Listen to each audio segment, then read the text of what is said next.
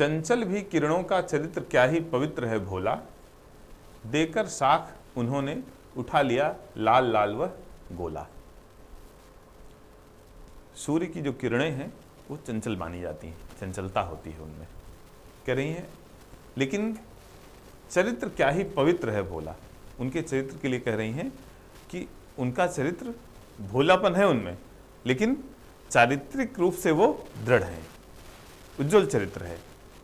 देकर शाख उन्होंने उठा लिया लाल लाल वह गोला, और अपने उज्जवल चरित्र का प्रमाण देने के लिए उन्होंने लाल गोला अर्थात अग्नि परीक्षा जिसे कहा जाता है, उसको साख माने हुआ साक्षी,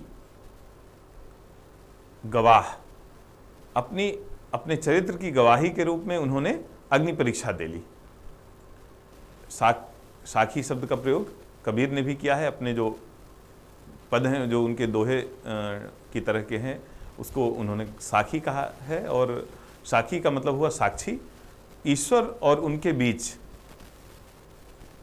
जो संवाद हुआ या संत के रूप में जो उन्हें मिले, उनके बीच जो संवाद हुआ उसको उन्होंने साक्षी रूप का नाम दिया है।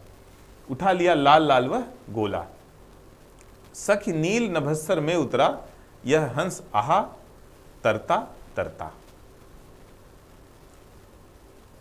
अब तारक मौक्तिक शेष नहीं, निकला जिनको चरता चरता।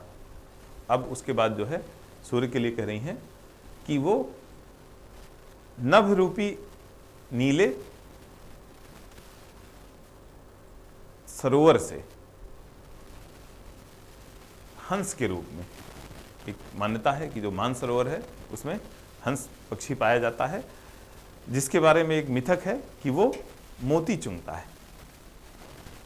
अब तारक मौक्तिक शेष नहीं, निकला जिनको चरता चरता। उसने जो तारागण रूपी मोती थे उनको उसने सब चर लिया। चरने से क्या हुआ कि धीरे धीरे वो समाप्त हो गए, पूरी तरह से आसमान साफ हो गया। अपने ही बिंदु बचे तब भी चलता उनको धरता धरता। जो ओस के कण हैं धरती पर उनको कह रही हैं हिम बिंदु, बचे तब भी चलता उनको धरता धरता, उनको रखते रखते चल रहा है। गड़जाए न कंटक भूतल के कर डाल रहा डरता डरता। जो जमीन में, जो भूतल में, धरती में कंटक हैं, कांटे हैं, उनमें हाथ उसके जो कर हैं बहुत संभल संभल के रख रहा है उन्हें, क्योंकि यहाँ कांटे बिखरे हुए हैं और थोड़ी भी असावधानी हुई तो वो कांटे हाथ में चुभ जाएंगे। भीगी या रजमेसनी अलिनी की यह पांख, आली खुली किंवा लगी नलिनी की वह आंख।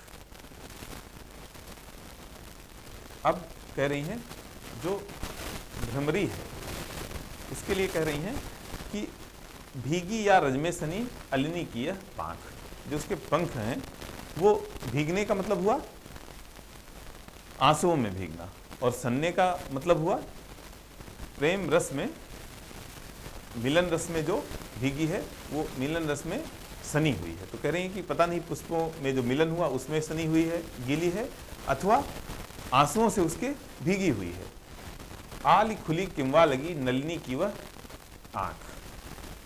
जो नलिनी है वो भी जो मुरझा रही है, तो उसको देख के भी ये नहीं समझ में आ रहा कि जो जैसे आप किसी को सोते हुए देखें तो ये अंदाजा लगा पाना मुश्किल होता है कि वो सोकर उठ रहा है या शयन के प्रथम चरण में है, सोने की मुद्रा में है, सोने जा रहा है।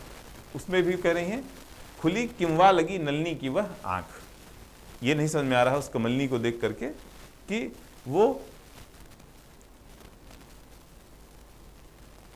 खुली मतलब निद्रा से मुक्त हो रही है या निद्रा के आगोश में, नींद की गोद में जा रही है। धन्यवाद।